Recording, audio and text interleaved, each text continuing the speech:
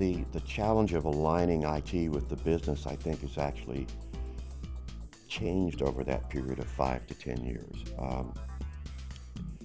10 years ago, the issue was really getting our business folks to understand something as basic as a difference between an application system with specific business functionality and infrastructure, a computer or a piece of network hardware or system software like an operating system. They didn't know the difference. They didn't know what they were investing in.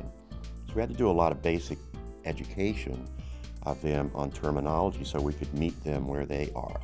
They had to commit to learn enough so we could have a conversation. And we were able to do that. In fact, I have still on my wall from Computer World an article that you folks wrote that I was featured in 5 years ago. Oh no, it's 7 years ago now. And it was called Aligning Marriott. That was the headline. And we felt we had done a very good job of aligning, and we had done that. But it was a basic job of what I would call basic blocking and tackling. Terminology, understanding what that is so you could have a conversation, and us making sure that we understood the business terminology well enough to have a merger between those two and a good dialogue with key business partners.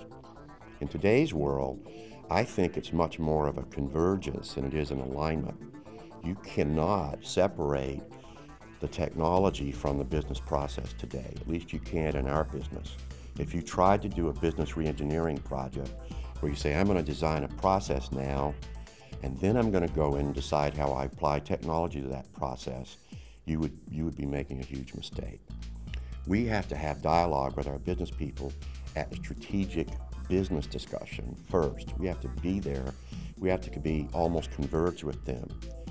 And our goal is if an external observer was sitting in a meeting of IT people and business people in Marriott, they would not be able to tell the difference between a business person and an IT person. It would just be a dialogue about, here's what we do with technology. The company I work for is Verizon Communications as a whole, and I work for the business group called Verizon Business. What's been interesting to watch is that as the technology in the telecommunications industry has changed, I think that Verizon has been very much on the forefront of transforming its view of IT along the way. So I can remember back